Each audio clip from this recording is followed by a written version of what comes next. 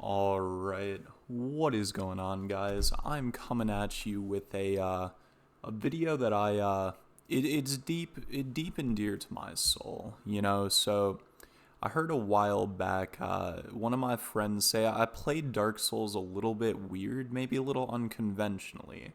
And I'm just here to show you the first couple areas, see if I do play it unintentionally or kind of what's going on, if you catch my drift. So it has been a little while since I played this game. I cannot lie. So we're gonna see if I still know the optimal route, how IGN intends, if you know what I mean. But I know for a fact we come up here. But yeah, no, this is just something for a specific few people. But if you do enjoy it, always leave a like, subscribe, lick some toes, whatever you guys prefer. And I will see if we can't continue doing a little bit of this. Alright, sometimes you gotta pull up the mouse because this game was definitely not made for the PC, but that's more than alright. So we're going sorcerer. You always grab the bonfire ascetics. That's just you have to, if you know what I mean. And then another, it's mandatory. You come in here and you press this like, till you get the optimal. See, honestly, the beginning of the game, this part takes the longest, but eventually you get something that resembles your own face and your own, what you would want it to be. But then you throw the good old bowl cut on this boy, and we are ready to make this game just disappear. Alright, so why I picked the sorcerer is it's the best class. Hands down, there's really no other competition in my mind. Yeah, I haven't played this in a while. I forgot what's even behind this. We will take some torches. We don't necessarily need them till later on in the game, but we'll take them. But this part, completely useless in my opinion. Just gonna get you killed. There's another dagger up there, but, we already have the dagger, so that doesn't really matter. But we're gonna come up here and then get over to Majula. That's the first major step in this, is you do have to get to Majula, just because there is a boyo that we specifically want to interact with. We don't necessarily need to talk to him, but I'll show you here in a moment. But pick up the Divine Blessing. You never know when you might get hit. I mean, not the most likely thing on earth, but it definitely happens. Alright, and then we come over here, light the bonfire really quick, go get some Bear Seek less. I guess the beginning part is a little bit different, but usually she's Bear Seek less. Alright, then the next step, we come on over here, and we fucking ice this dude. So his armor set, if you do not know, gives you extra souls. And since we're literally wearing cardboard, it's not worse than what we have on currently. So, but then you just blast his ass back into the past. Alright. One more should do the trick.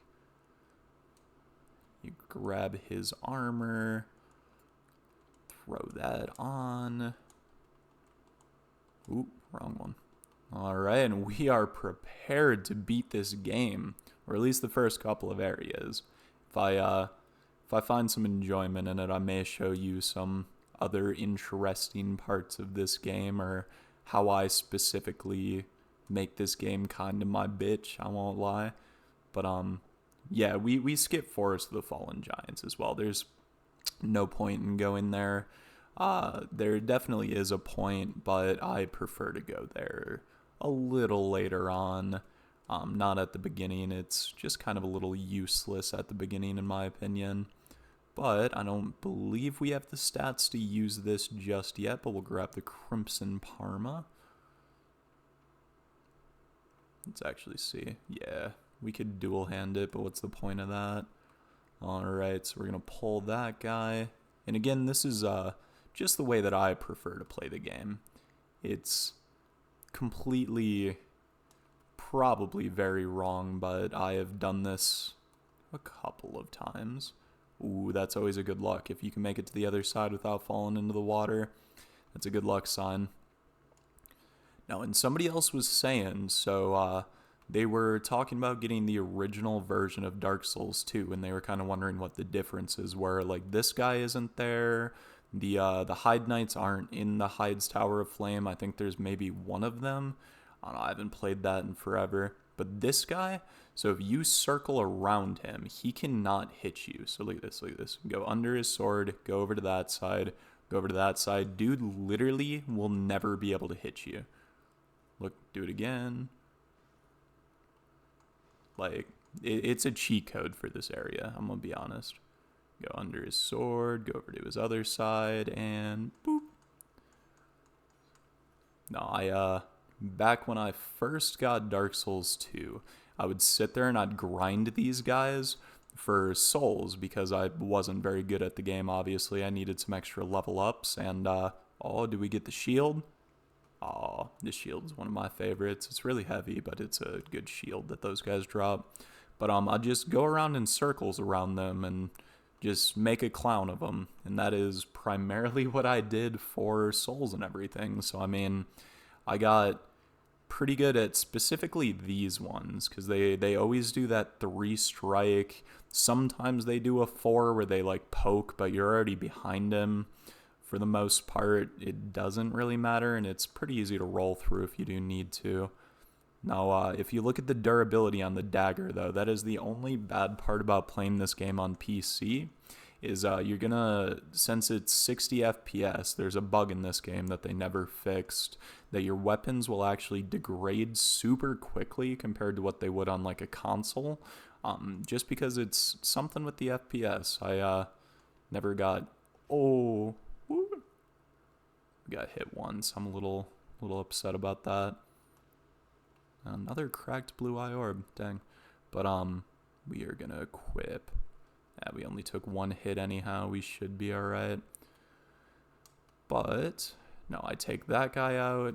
You take... I almost hit the Hyde Knight. That could have been bad. I'm gonna take this big boy out. And then this guy, they walk so slow that you can, like, go up, get him to do his, like, combo, and then just kind of fire on him as you walk away. That's one of the strats. You go up, boop. Then you can get behind him, go the other way. Never be too cautious. But he's down. Ooh, he dropped his armor. If I actually wanted to use it, it degrades really quickly, but it is a very good armor set. It's heavy, which is kind of its major downfall. But then this guy, he's just another one of the go under the sword, go to the side, stick behind.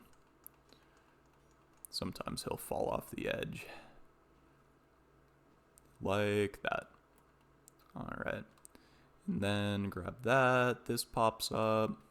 The next part is the part that I don't particularly like. So myself, it is mandatory to me that I go and pull both of these levers to make the little cylinders on the boss arena go up.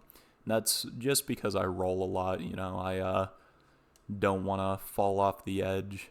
But this guy, so he's the only one that's going to aggro at first. The other two Hyde Knights stay where they are, but as a little sorcerer, this dude will one-shot you quicker than anything.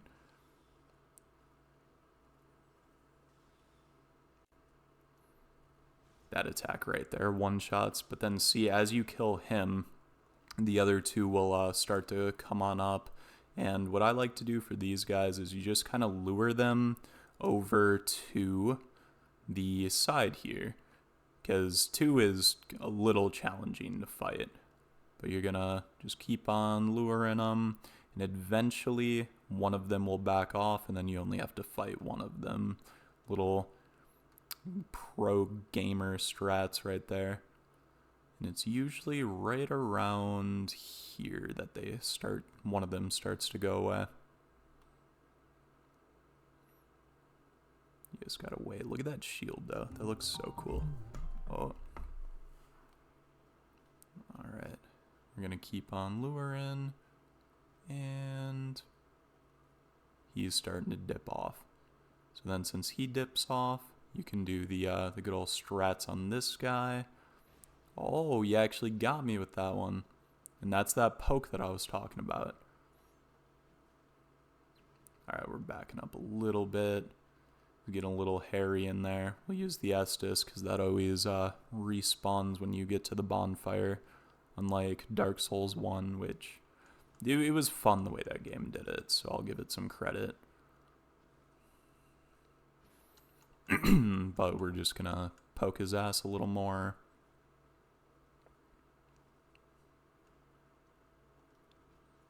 Roll under that last one. Give him a couple more pokes. And then we'll go deal with the other one. And then that's when the real goony shit starts to happen in this game. Because the first boss that I go fight is the Dragon Rider. And I do a little bit of a different strat with him that you guys will see in a moment or two here. But we go up here and hit that lever. And then for the rest of these guys, we don't really need to kill them. Like, he's just going to kind of chill out there. There's a guy down there that's just kind of going to do his own thing. But we come down here and we get to this boss arena. We should hopefully have enough to deal with him this time. But we are going to skedaddle out of the way of the hammer. Hop in here. We have both of the layers, so we can't do the cheesy strat. But this guy, he's always going to poke first. So then you blast his ass. He does like a little ground pound. He has a fairly similar moveset, all things considered, to the those knights that we were fighting earlier.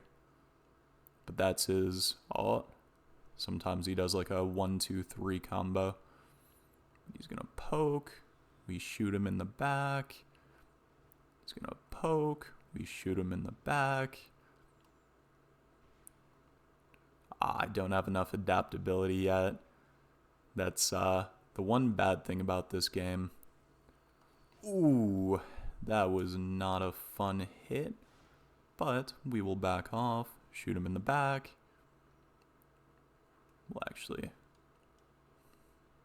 We'll pull out the dagger a little bit. We only got 3 soul arrows, so...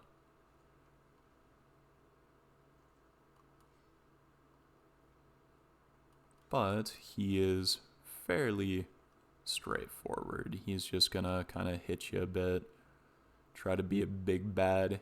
He has a really cool design, but he's just can't really do anything. He's a big old turtle. He's just gonna poke you a little bit, but ooh, I'm gonna poke him a little bit. Oh, his big ass shield. But now, after we fight him, then we can start to get into some of the goonier strategies that I employ. I'm only hitting like 1 dagger strike out of like 4.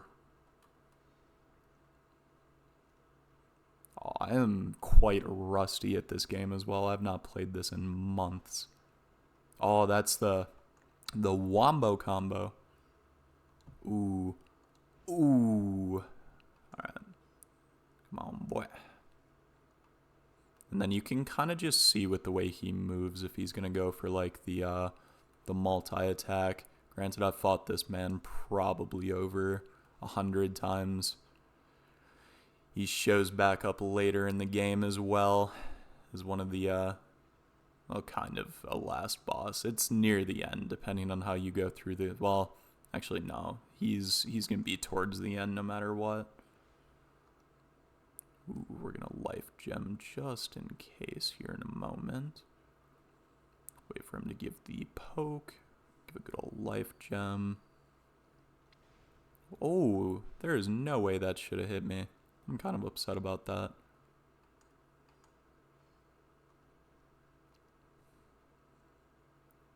Get close enough to full that I feel comfortable.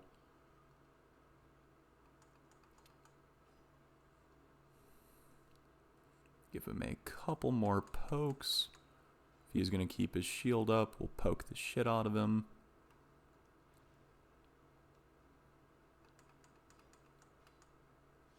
And he is dead. So that is... Alright, now the gooniness starts. So, we've killed him. So what we're going to do is we're going to come up here. Okay? And we are, first things first, going to get the bonfire because that is a pretty useful one. Then we're going to come over. Actually, we're going to rest. Just in case. But we are going to go over to this lady. So she... I'm a sorcerer, hex user. Faith in this game just isn't the best. But what we're gonna do to her is we are gonna hit her a couple times. We're gonna wait for her to stand up, and then all you have to do is hit her like once, and she has such low like poise that it wrecks her, makes her fall off, and then you wait right here. She'll come back up again, and then you just rinse and repeat until she falls off the edge. Alright, so then we're gonna wait for the souls to count up, which they just did, rest at the bonfire, and then the best part about her is she drops a little lockstone, which we'll get to later. But the next thing we're gonna do is we are gonna go back to that first bonfire that we were at originally. And we're actually going to bonfire ascetic this area. So it's vital that we activated both of those levers that we did earlier. Because for the second part, he's going to have more damage, more health, you know. He probably still won't one-shot us, but it'll be pretty close, all things considered. But why we do that is now... we can just run straight the fuck back to his boss arena and not have to worry about any of these guys. Look, the lever is still clicked down. They do add a couple more enemies in this area. There's that hammer guy right there, and then down by the boss room itself, there is a red phantom that will spawn, but he really doesn't matter. This guy, they added him. You just gotta walk past him. He's kind of slow. If you really want to make the fight easier, you can go summon. I think his name is... I want to say it's Leroy. I haven't played this in a while. But we go back to this lad. He's always going to poke first, so you can get one shot off on him. Pokes are pretty slow. We're just going to shoot him a little bit. And this time we have the soul arrows, since we actually rested. Oh, that was... a big hit. Give some soul gems, or some life gems, my bad. But, rinse and repeat. Just do the same thing that you did earlier. Well, pretty much, like, for him, nothing... oh my gosh. Those iframes are getting to me. Best part about him, though, is the boss arena is super easy to get to if you do die, so pretty much no matter your skill level, as long as you don't die on the way to the boss room, you're good. Like, you can do this strat pretty much as you want. I hate the iframes in this game sometimes. Oh my gosh. I think it's because I'm rolling under the wrong side. I'm supposed to roll over on the side that his arm is when he swings, or where his halberd is.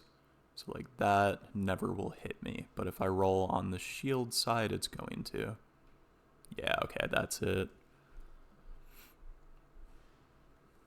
But we're just gonna hit this big boy like we did earlier. Ooh. I see. Life gem accordingly.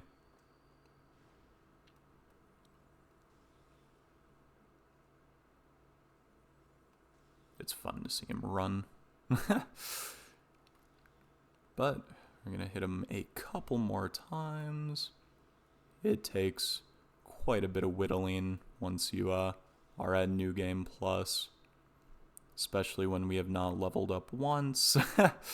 But this is my preferred strategy for this game. It just makes it simpler.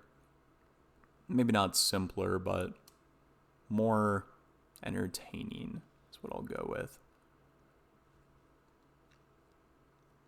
And then I remember back in the day you could buy extra soul arrows. I forgot who it was from, but you could I think it was Scholar as well. You could get some extra soul arrows from it's the Lady in the Forest of the Fallen Giants. And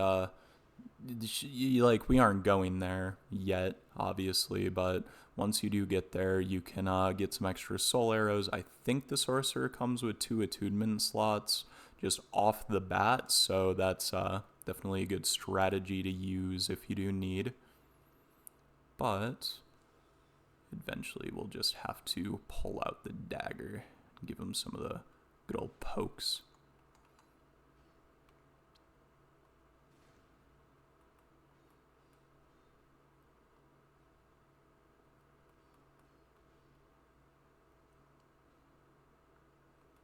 But this is just kind of a low stakes, long battle.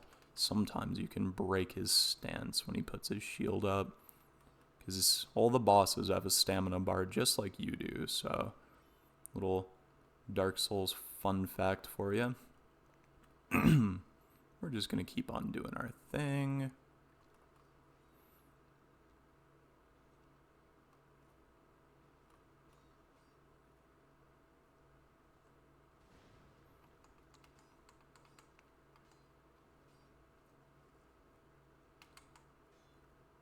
We hit his shield, he spun around too quick.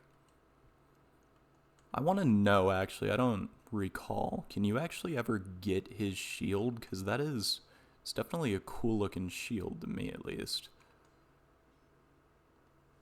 Woohoo! You thought, boya?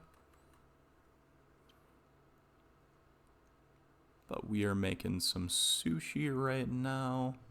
So I'm a little focused. I haven't played this game in a while, so. But usually, once you get this all taken care of, you will have 40,000 souls by the time you get to Forest of the Fallen Giants, which is just super helpful. It helps myself, like the Pursuer I've got his boss pattern down pretty good, but as a kid I would do this. The Pursuer always messed me up. I just couldn't beat him. I remember the first time I fought the Pursuer, the first time I beat the Pursuer, I hit him with the bolt, and I was in probably 4th or 5th grade, and that was the most, euphoric I have been from a video game. I don't think I will ever forget that moment, just because it kind of also cemented, that dopamine rush when you kill that boss that you've been fighting forever. I never really have had that before with any other game. And this one in particular, the first couple of areas are some of my favorite. The forest is fun. There's a couple different bosses, couple ways you can go, some characters in there you can do some side quests with. I usually don't, but there's the possibility if you want to. But we got a couple more hits on this guy, a couple more pokes.